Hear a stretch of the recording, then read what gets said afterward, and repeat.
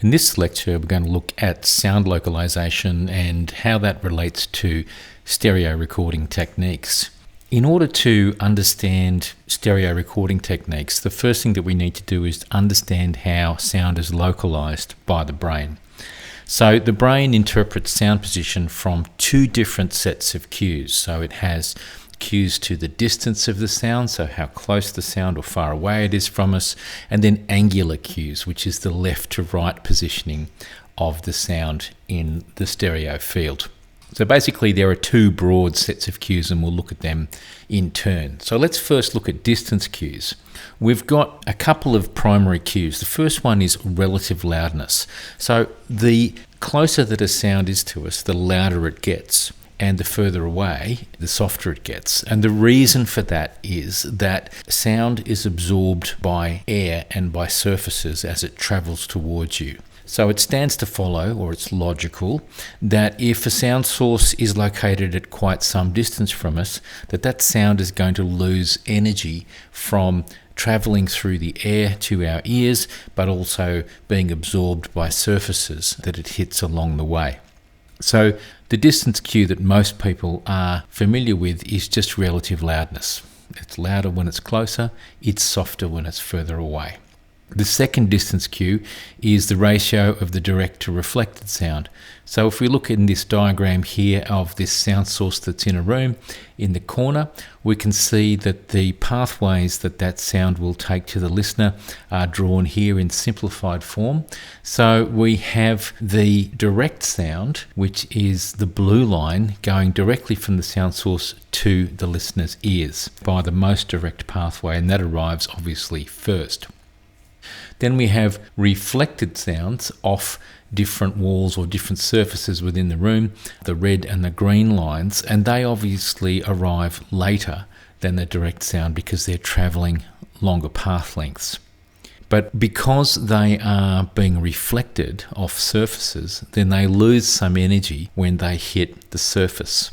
So not only do these reflected sounds appear to be later in their arrival, but they're also basically losing energy, so they're softer than the direct sound. So the direct sound hits us first, it's loudest, and it's followed very quickly by the reflected sound, which has less energy.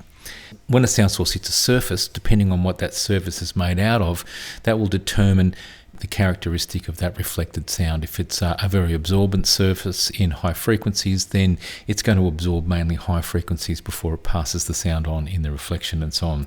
So that gives us a reverberation characteristic to the room or to the space itself. It's either a brighter space if it's not absorbing a lot of high frequencies, and it's a darker space if high frequencies are getting more absorbed by surfaces. So that leads me to the final cue, which is brightness or high frequency content. So high frequency energy is absorbed more readily by surfaces than low frequency energy. And so that means when a sound travels through space and it starts to reflect or encounter obstacles or objects in its path, then what tends to happen is that a certain amount of absorption happens when it hits the object, but high frequencies are absorbed more readily than lower frequencies, so the energy that tends to lower first is the high frequency content. So what that means in perceptual terms is that sounds that are further away from us tend to have less high frequency content. They sound duller.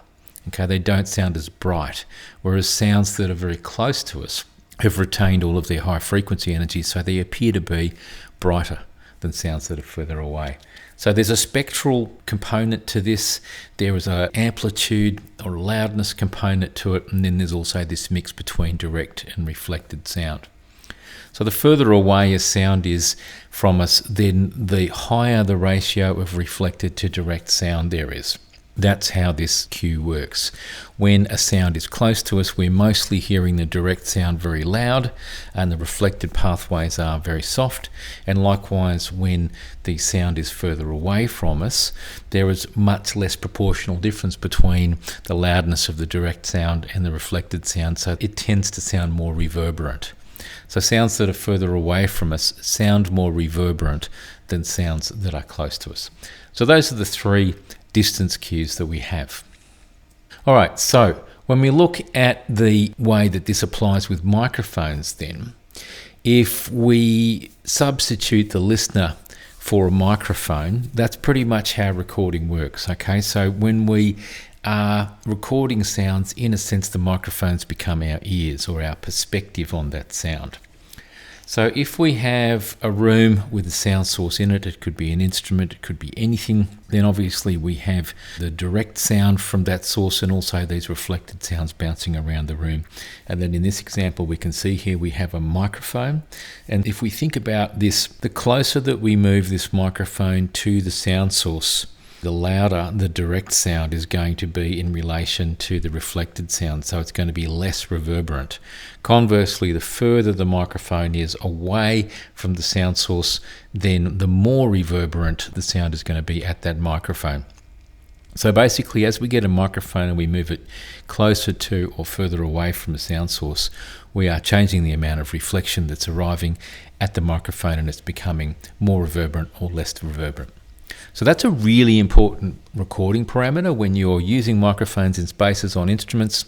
You want to be listening for how direct the sound is and how much of the room you can hear.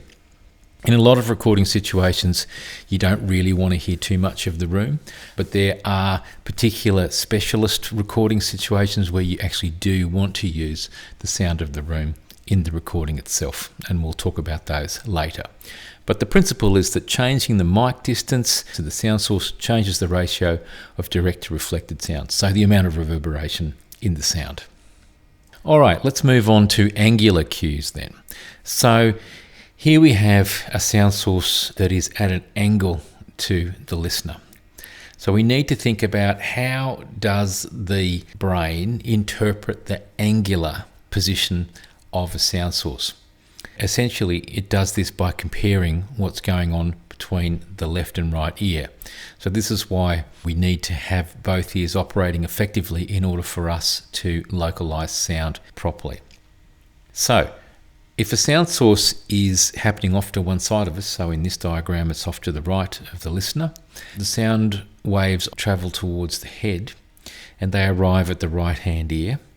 And then you'll see that the left ear, there's a kind of a shadowing effect of the head. So the head is as kind of a structure that provides a bit of an acoustic shadow because it's an obstruction that's between the sound source and, in this case, the left ear.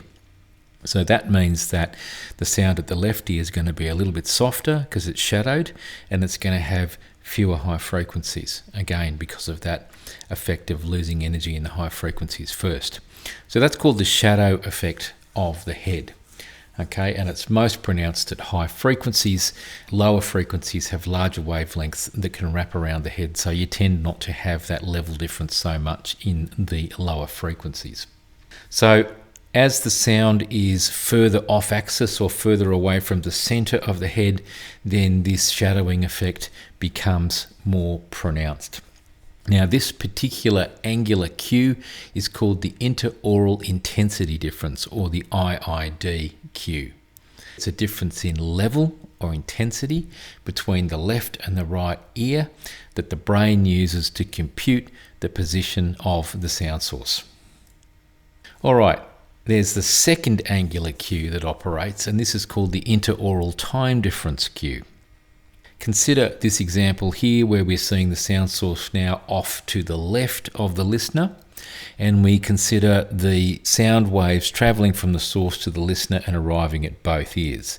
Now, if you look at the red lines that are drawn from that sound source in this diagram, you will notice that the red line that goes to the left ear is shorter than the red line that goes to the right ear. That's because the left ear is nearer to the sound source than the right ear is. The right ear, the path length is longer before the sound can arrive at that ear.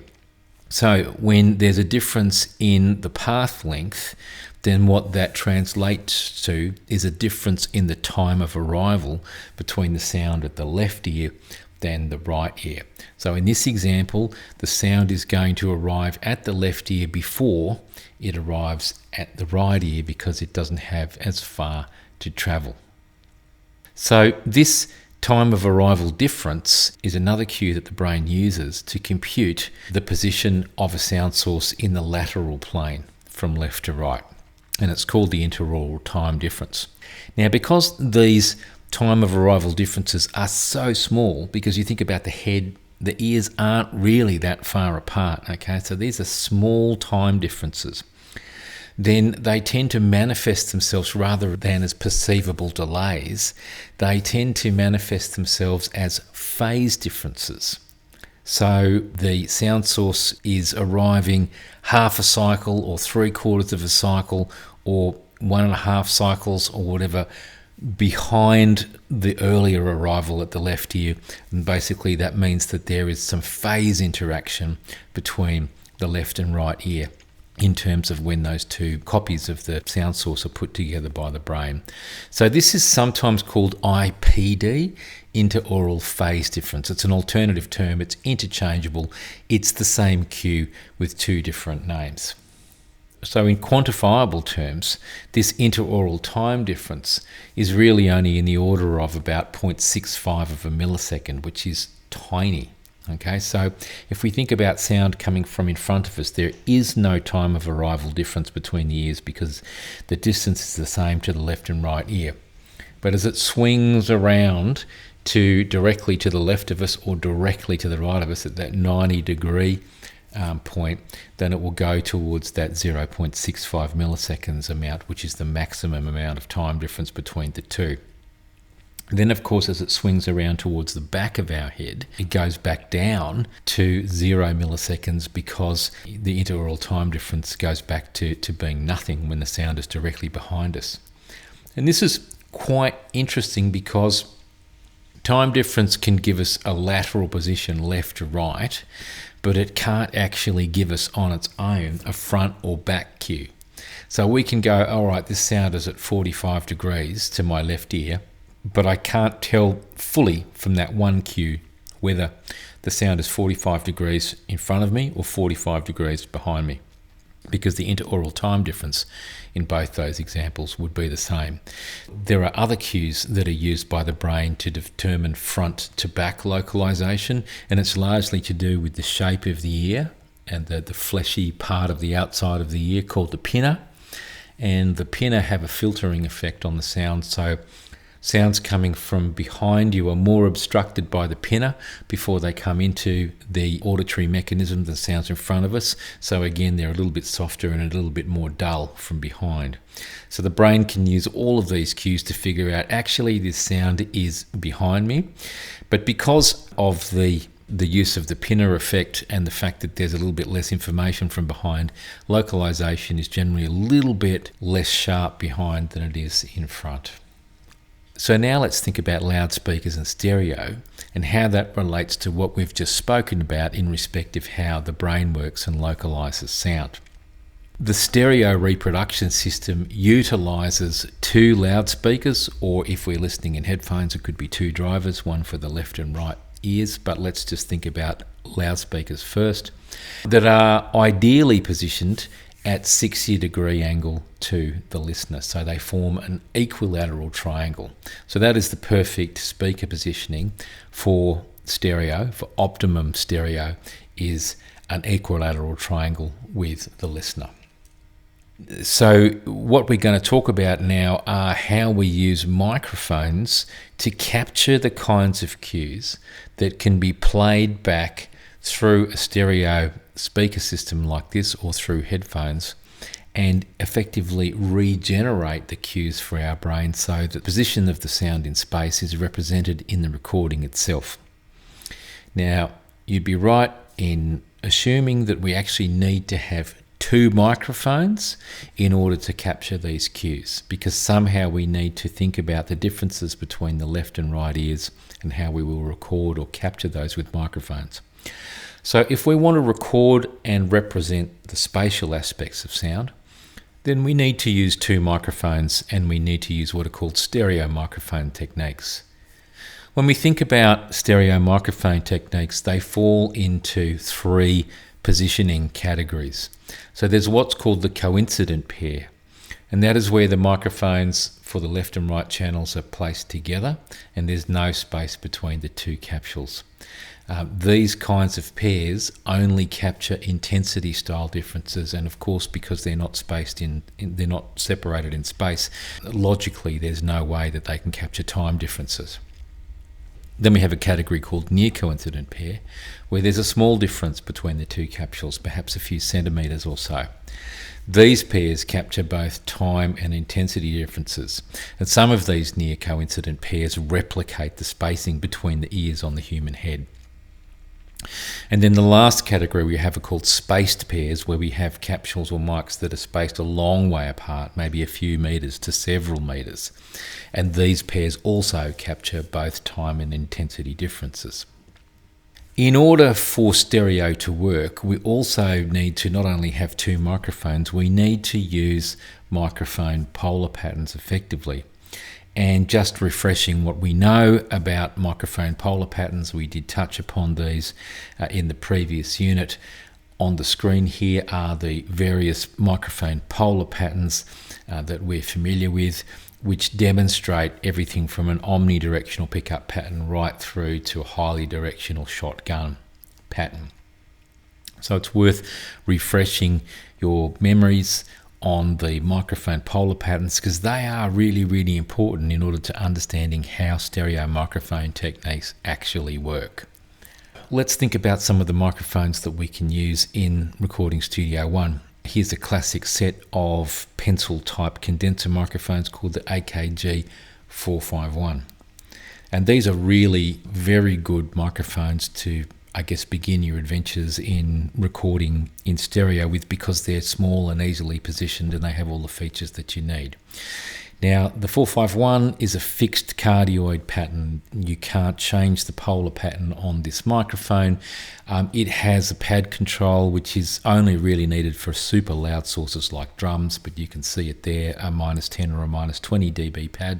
Make sure you don't have the pad in when you're using them unless you absolutely need them. And then you have a high pass filter, which is like a bass cut control.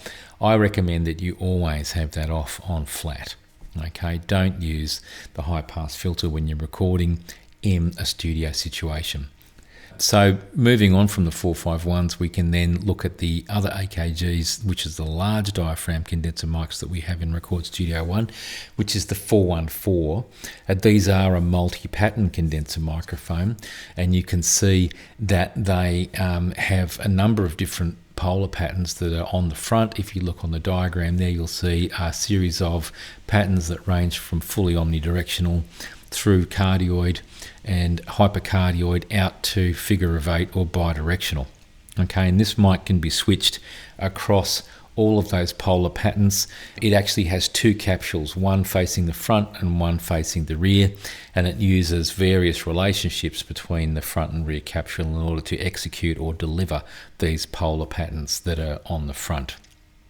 It also has a pad control, which you can turn on or off, but usually will be off, and it also has a high pass filter that we want to leave off. But you can see that essentially it has the same kind of controls as the 451, only it has a multi-pattern control on this because it is a multi-pattern large diaphragm condenser microphone. Let's have a look at these microphones in use. So I'm going to show you an XY pair. Probably the easiest set of mics to use for this would be the 451s, because they're small diaphragm condensers and easily positioned. So the XY pair is a coincident pair, so the capsules are together, and it involves using two cardioid microphones that are spaced at an angle of 90 degrees that you can see there on the diagram, with the left-hand mic pointing out to the right-hand side of the soundstage and the right-hand mic pointing across to the left-hand side of the soundstage.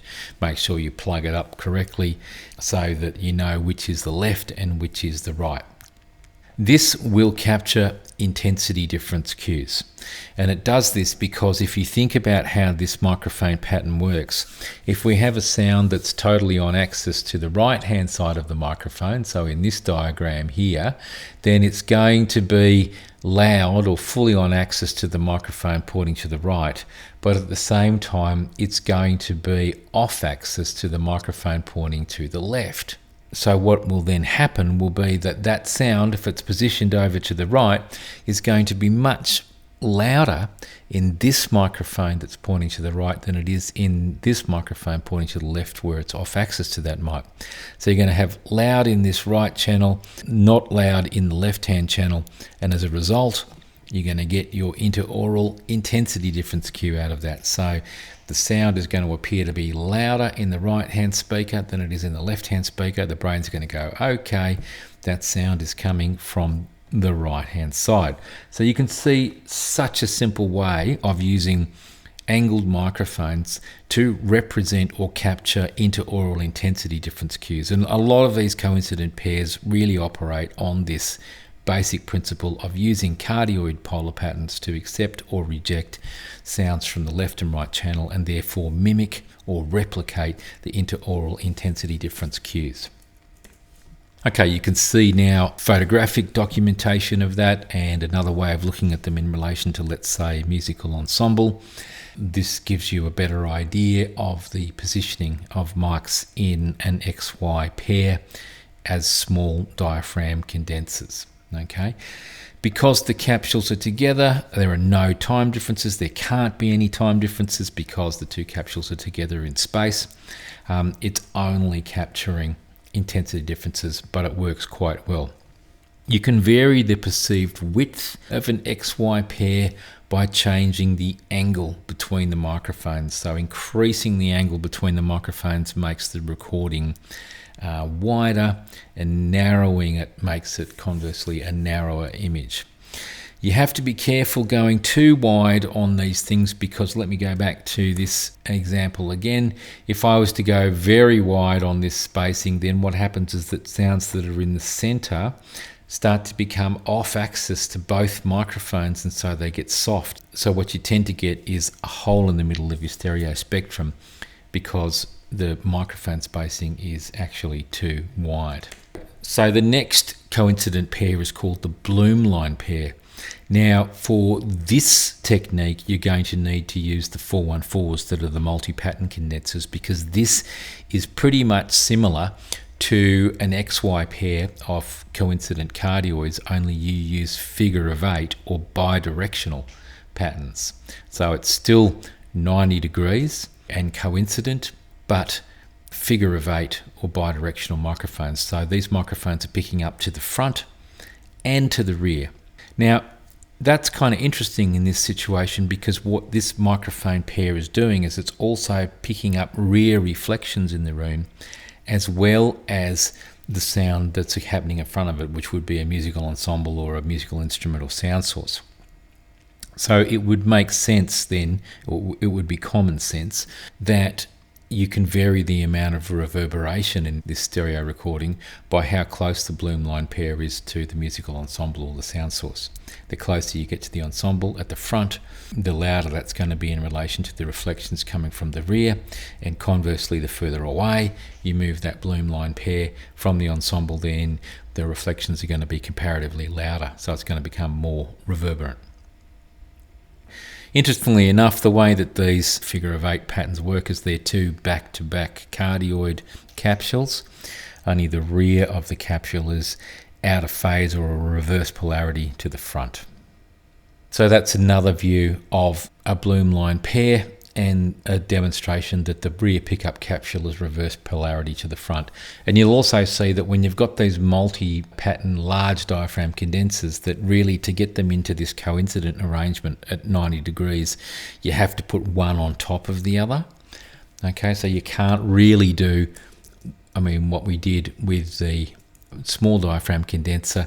It's a little bit uglier. They can sort of go in at an angle and they're sort of horizontal to each other. For the large diaphragm condensers, you've got to have them sort of sitting on top of each other, like in the photograph that you can see on the slide there at the moment. There is an advanced technique called mid-side stereo, MS, which I probably won't go into here. For those of you that really get into stereo mic techniques and you feel like you really want to challenge yourself with some quite sophisticated stereo pairs, we can have a bit of a look at the mid-side pair technique. One figure of 8 microphone firing sort of horizontally left to right, and then one cardioid mic facing directly forward towards the sound source. So they're at 90 degrees to each other. but the figure of 8 or the bidirectional mic is pointing to the sides, and the cardioid mic is pointing straight forward, as it is in this diagram. It does need to be processed in a special way in post-production, which is kind of why at the moment I won't go into it in detail, but I'll put it out there that MS recording is a advanced coincident mic technique. Okay, now let's have a look at near coincident pairs, which are where the capsules are separated by small distances. So this first one is called the ORTF pair, which is named after the French broadcast organisation. What is it? Organisation Radio-Télévision Française. It's basically the Radio and TV Broadcasters Association in France. That's the sort of standards organisation that came up with this configuration. But it is two cardioid microphones that are actually pointing out from each other instead of across each other, and they are angled at 110 degrees, and the microphone capsules should be spaced at 17 centimetres. So you can see on the right hand side of the slide 3 different ways of doing this depending on what kind of physical mics you've got. Sort of pencil mics, they can cross over further back. You've got these really small condenser microphones where they can actually go on stands and just face outwards and not cross over. And then if you're using large diaphragm condenser microphones, you can see that bottom mic. You can see how you can arrange those to get the same thing of 110 degrees and 17 centimeters between the capsules. So that's ORTF. So it's capturing both intensity differences and time differences, because cardioid pattern is giving us the intensity differences and the spacing between the capsules is giving us the time difference. And that 17 centimeters is not too dissimilar to the spacing between the ears of the human head. So you can see what the thinking is around this particular microphone configuration. Onto the Dutch standard, the NOS. I'm not quite sure what that stands for, or Netherlands something. It's the Dutch standard, which is a bigger space, so 30 centimetres between the capsules, so they're further apart, but not as wide an angle, 90 degrees. That's giving you a slightly different approach to near coincident. It's giving you bigger time differences, but not quite as big intensity differences with the 90 degrees instead of the 110. So that's NOS. So we can compare the ORTF and the NOS on this diagram. You can kind of get a sense of the proportions of these two near coincident pairs and how they kind of look in relation to each other. And then finally, we want to look at what are called space pairs, and that's where the microphones are quite a long way away from each other. They're not sort of a matter of less than 30 centimetres, they're metres away from each other. Okay, so the spaced pair, the AB pair, is using either cardioid, omni or figure of 8 microphones. You can use any of those 3 patterns, but the principle is that they really are spaced like from 1 metre, 2 metres, 3 metres, 4 metres apart. With these kinds of spaced pairs, varying the distance between the microphones gives you variation in the width of the recording. So obviously if you get a spaced pair and you put them very wide, then it's a very spacious, very wide stereo image. But again, you can tend to lose the centre if you get them too far apart. Likewise, as you move them closer to the middle or closer together, you're getting a much more solid centre, but not quite a wide image. So you can see how you can play with the spacing to get a difference in the apparent width of the recording. So that's the final category, which is the AB pair, otherwise known as the spaced pair. Here's a summary of the main configurations that I just outlined there. You can see them all in summary here with the microphone types and also the microphone positioning principles all listed here as a ready reference table to see the differences between them. So coincident pairs are highly mono-compatible. Okay, now this is really interesting. When you get a stereo recording and you play it back in mono, you're combining the left and right channels for that playback. Now, with anything that's recorded with a coincident pair is going to sound pretty much the same when it's in mono as it does in stereo, only you're going to lose the positioning information. So there'll be no change to the spectrum or the sound quality or the timbre at all. Near coincident pairs, when you combine them into mono, are going to sound pretty similar to the stereo version, but there could be some phase cancellations between the two because there are time differences between the left and right channel.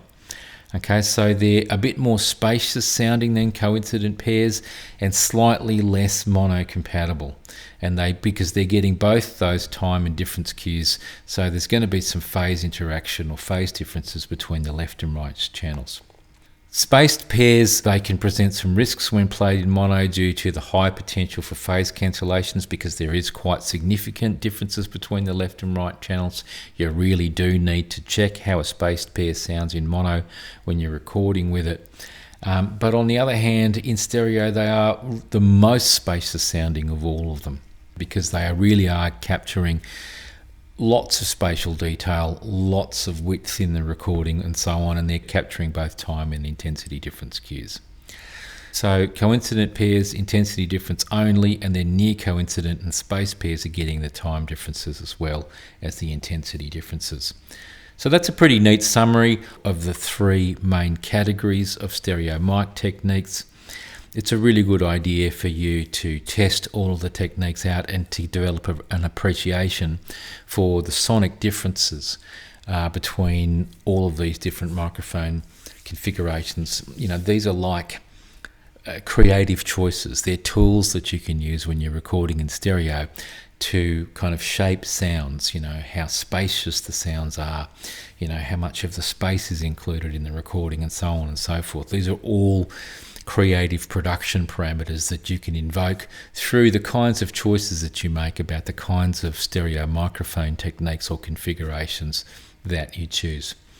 Bear in mind that as soon as you start getting time difference cues happening and time differences between the microphones, then you will find that there will be phase interactions between the microphones, and we will talk about this in more detail elsewhere, but it does mean that there will be interactions but through those time differences that can lead to changes to sound quality, timbre or whatever when signals are combined, and particularly where they're combined into mono or played back together where both channels are combined. So you do need to be alert to that and checking for that as you're recording.